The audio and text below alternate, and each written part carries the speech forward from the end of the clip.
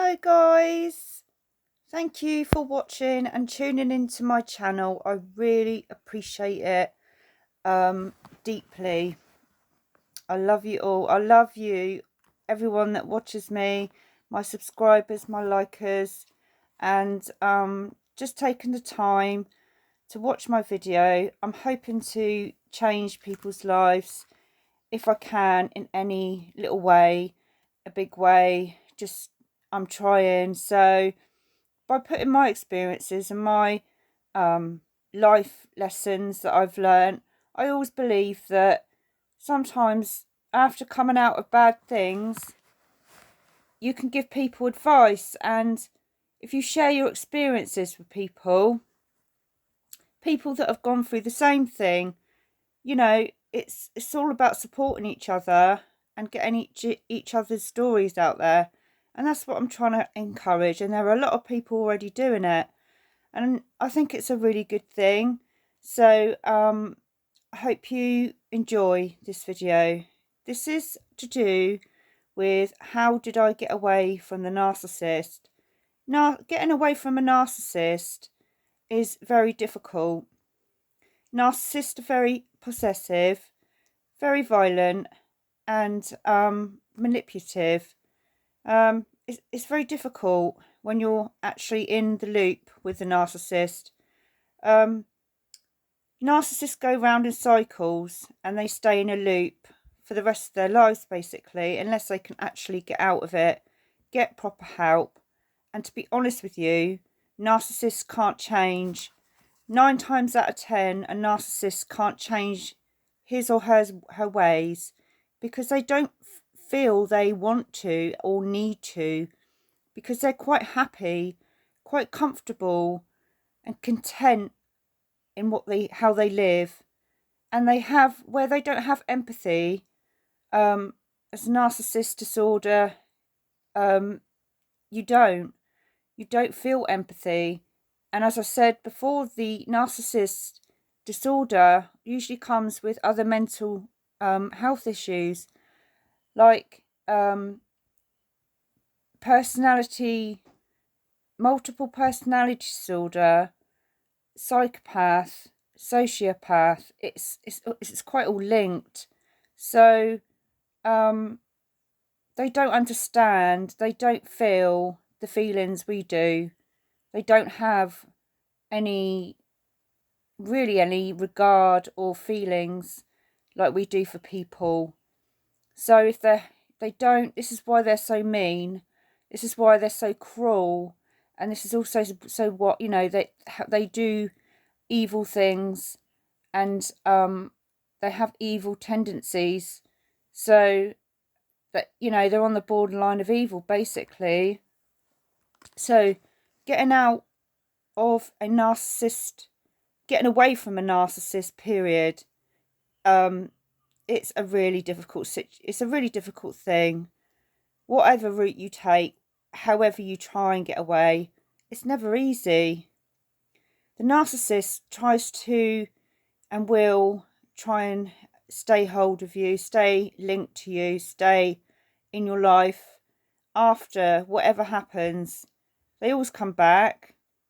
In my experience, I want to give you advice on how to get out of a narcissistic relationship that's abusive. In my experience, I'll tell you my experience, and then I'll go on about the best way and try and help you to escape, basically. And the best way to get out of a narcissist relationship is to just basically get up and leave. It's not always easy, it's not always possible at the time. But my experience with escaping a narcissist I was with, I really didn't go about it the right way, but I got out of it, and there was harm done, but I'm alive and I'm here to live to tell the tale, and I survived.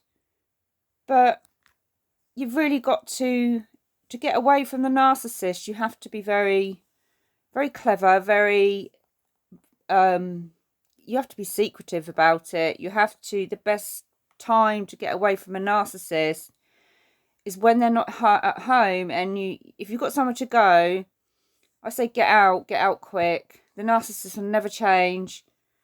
So you are doing the right thing by leaving the narcissist, because if you wait for them to change, you're going to be waiting a very long time, because they don't, and they don't know how to, and they can't.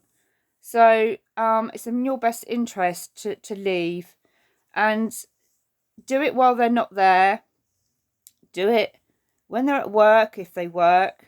Do it when they're out, or do it escaping at night. Just escape, just get out is the main thing. I was spending time, I was with my ex-narcissist, and my experience was I was staying in a hotel, and I had to go home. I wasn't in my hometown, and I had to go home to get some tablets that are essential to my well-being. So prior to this incident, when I left, me and the narcissist was very, very, in a very mentally unstable,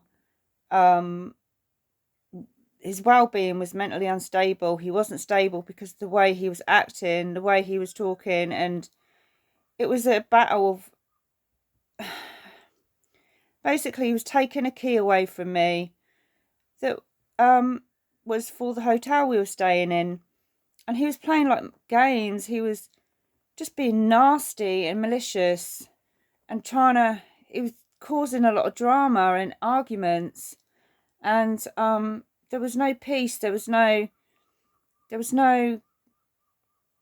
nice, and there was no reason, for that to happen. He was just basically just arguing, causing arguments, and it was hell on earth, because the mind games he was playing and the drama he was causing was very exhausting.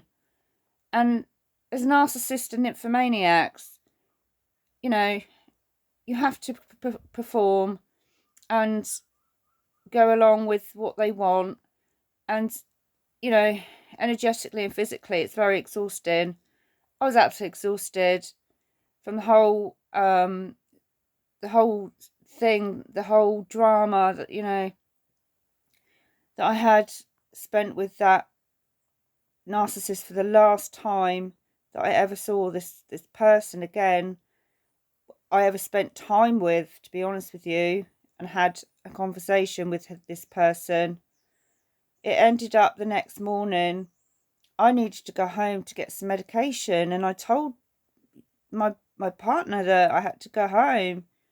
And before I could explain why, before I could say anything else, he got really, really angry, really ferociously angry, and told me that I was a manipulative bitch.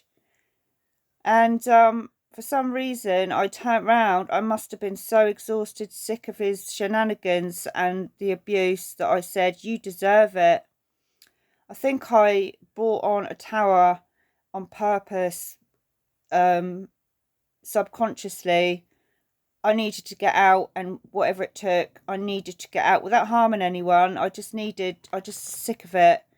So I wasn't careful with what I said, and I wasn't careful how I went about it, and you have to be, because it ended up that he pushed me, and he pushed me really hard, so I ended up with my head bashing into the wall and causing me, thankfully, no real damage to my head, my brain, but he did that, and obviously that's it's physical abuse. So it was an awful experience, a hell on earth experience, getting away from this narcissist. They're very dangerous, and that person clearly showed me what he was capable of. So it ended where, I saw God. I know this sounds crazy to some people, and some people are atheists, some people that don't have faith, some people just won't believe that I saw God's face in front of me at that horrible situation I was in. I believe it was a message from God, but whatever it was, I saw God's face. I saw Jesus, and at the time I didn't question it, and I believe that God was there with me. He was, for whatever reason I saw him, it was a good thing, because God is good, and I believe in God, and I believe he saved my life that day, because the way I went about, I had no reaction to the reaction of the narcissist partner I was with being violent. I think God wanted me to just get out of the way and do it calmly, because I didn't want to get into a fight, because he's dangerous, you know. He just put my head in a wall. I decided that my mind told me, God told me, get your stuff and get out and just go. Do it in the right way, call the police. So after being pushed in a shower where I had my clothes on because I got dressed to go, I was soaking to the bone, absolutely soaking with cold water, and I was drenched. My whole hair, everything. I just looked like I come out of a shower with my clothes on.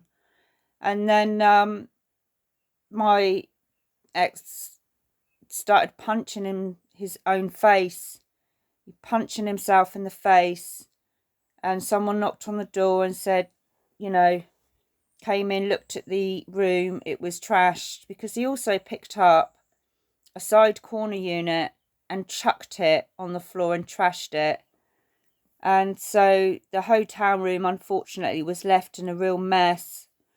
I paid towards some of the damage. I paid the hotel's deposit, and I didn't get it back, and that's what he left me with. He said we could do, you know, we could sort this out.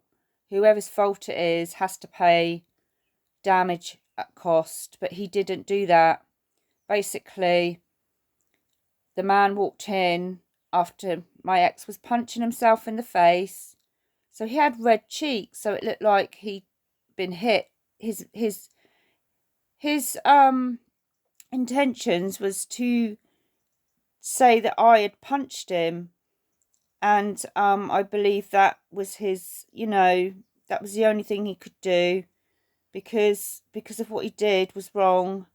So he could blame me and, you know, say that I punched him, that I was the violent one, because they twist and turn everything they do to you, they tell people you've done to them.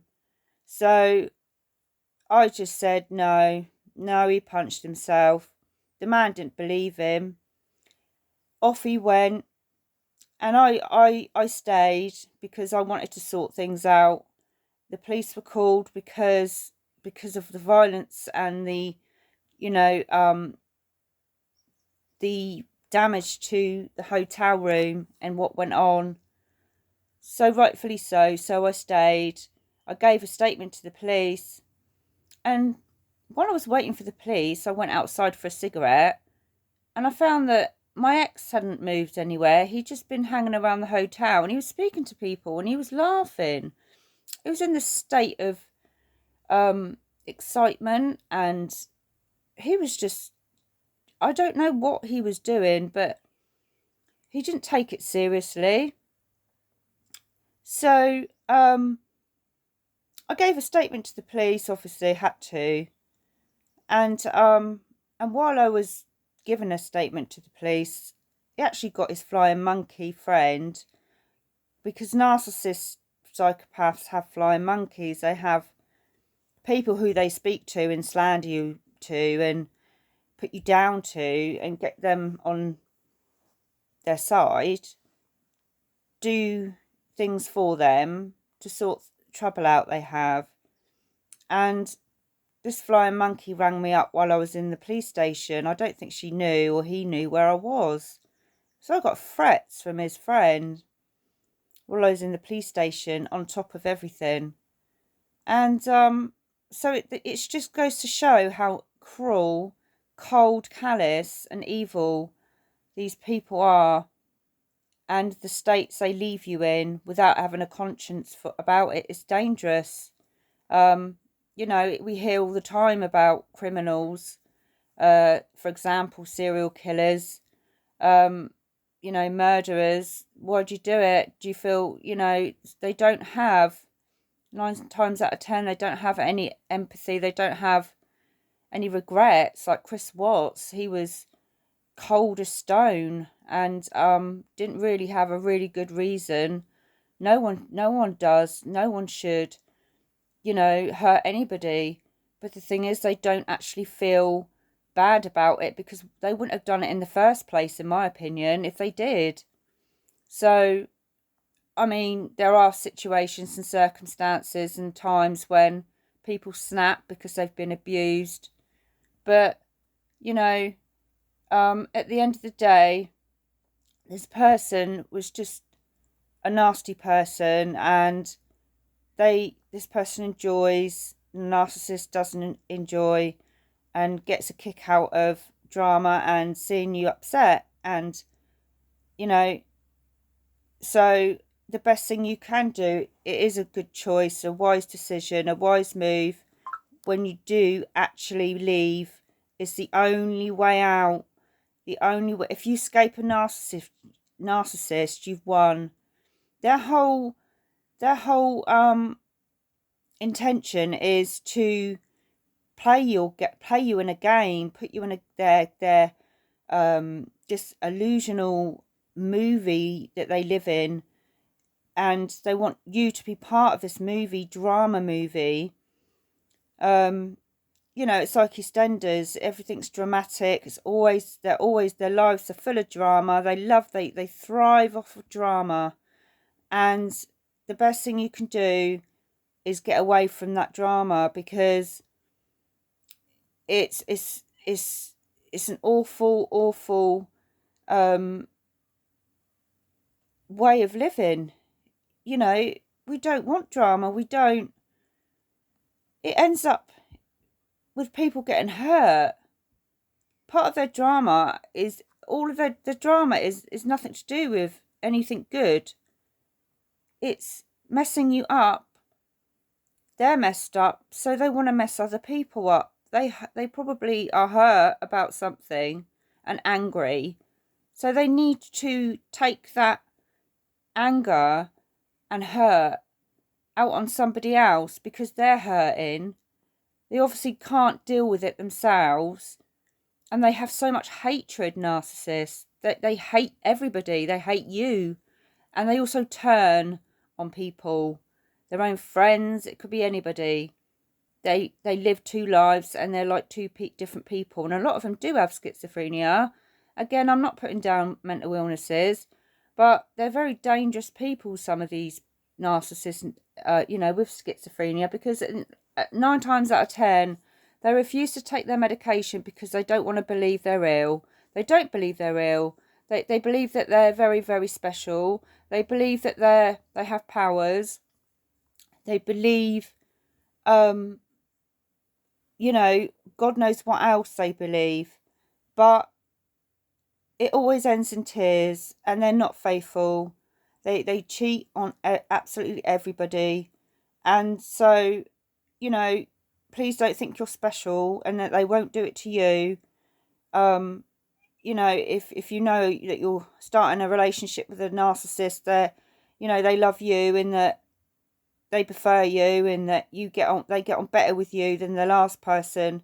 That might be so for a while, but at the end of the day, the narcissist will continually go from one person, one partner, for sex, for money, for drugs, and will use you, and that they're not capable of actually feeling proper love or giving genuine love. They don't have the ability to do that.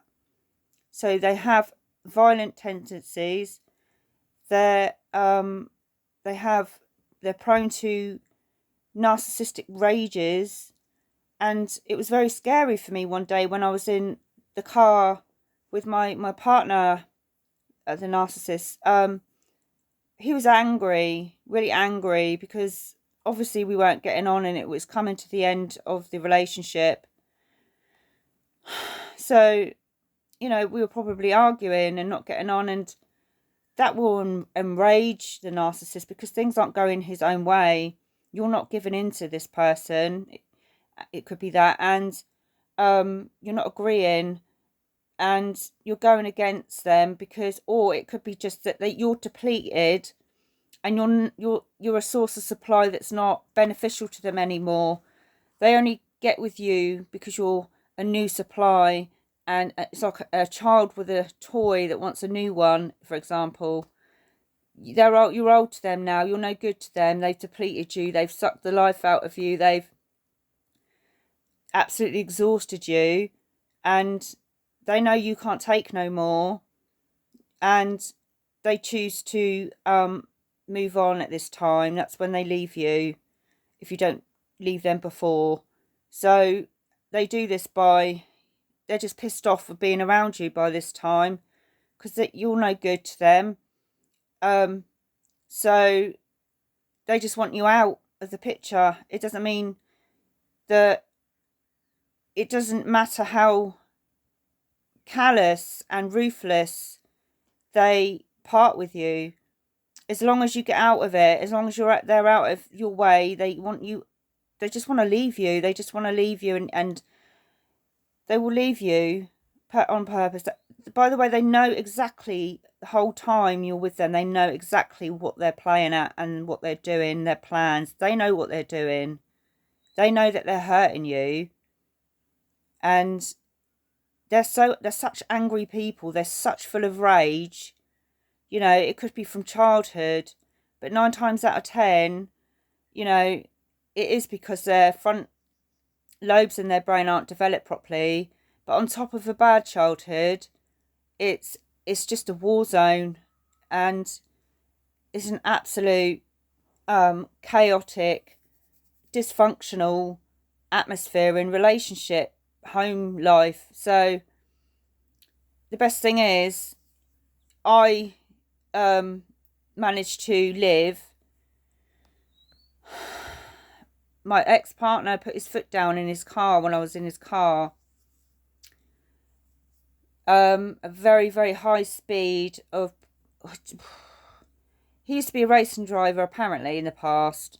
Anyway, I don't know. He was probably doing it to scare me. I was tired. I didn't care what happened to me at that point. I was like, whatever's going to happen's happening. I was so exhausted. I was good for nothing. He ruined me. He depleted my energy levels and sucked me completely dry, because you're just giving to that narcissist constantly. And whether you realise it or not, you know, they've got you running around for them. They've got you giving them money. They've got you doing everything for them because they're so dangerously mentally unstable. You get scared. You are in fear. Fear for your life. And I was in fear when he put his foot down for 100, 200 miles an hour, whatever it was. It was bad and very, very fast.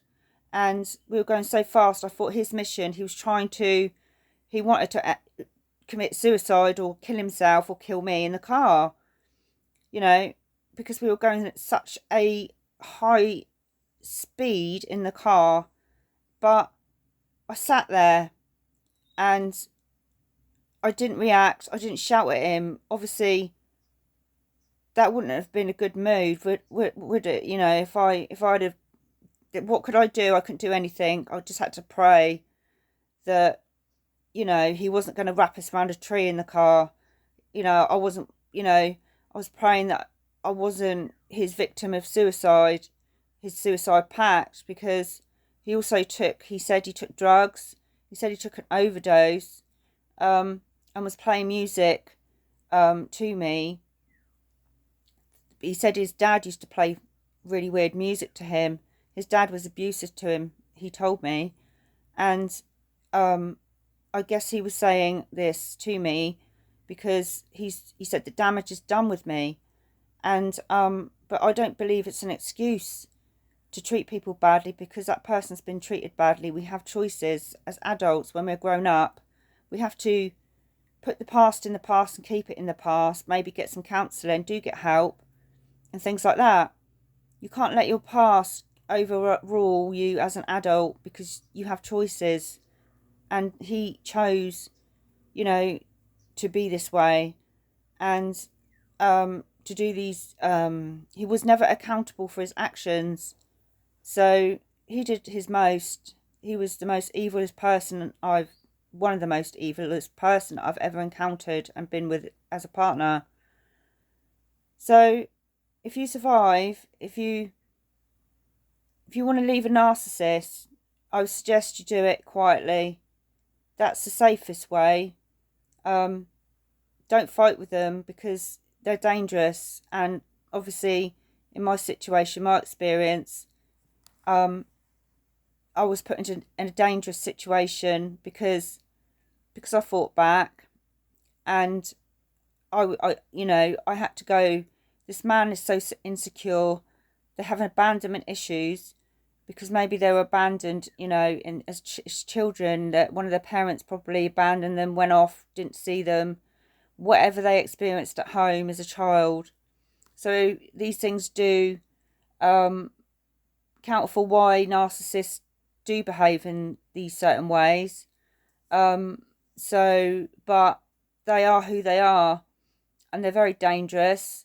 And this person, in my opinion, in my experience, didn't take his medication.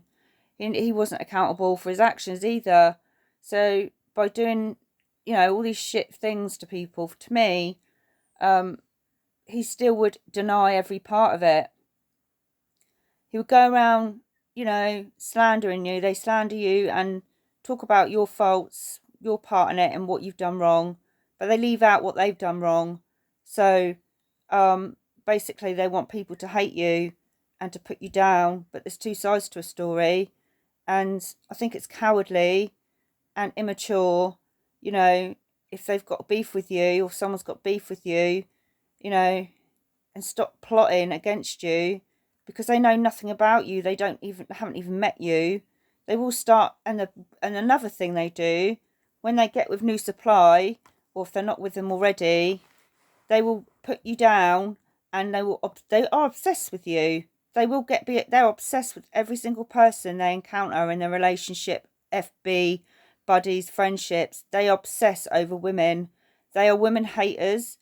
My ex was a woman hater. This is why he treats women like a piece of meat.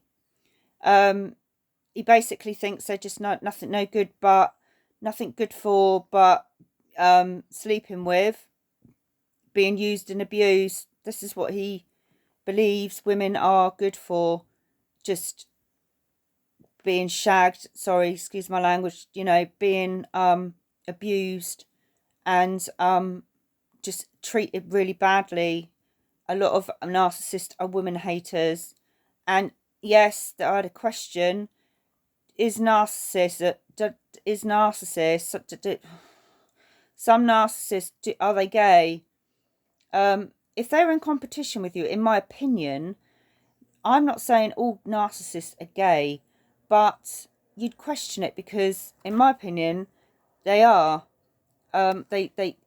This has got nothing to do with sexuality. I'm not discriminating anybody that's gay, that's bisexual, so on and so forth. But they won't admit it, and they won't ever come out the closet. They won't ever, if that's okay to say, they don't want anyone to know. It's like, oh my, it's such a bad thing. They feel ashamed, like some people do, if they have feelings that for the other sex. But in my opinion, if they're in competition with you as well, they stalk you, they want to be you, they're jealous of you. So narcissists can also be in competition with you and want to take away what they haven't got, what they want that you've got in you as a person. It could be kindness, generosity, loving nature. Yeah. So they don't possess any of those things. They only have hatred, and they're very negative. So they could be jealous that you've got a new job, or you've just got a job.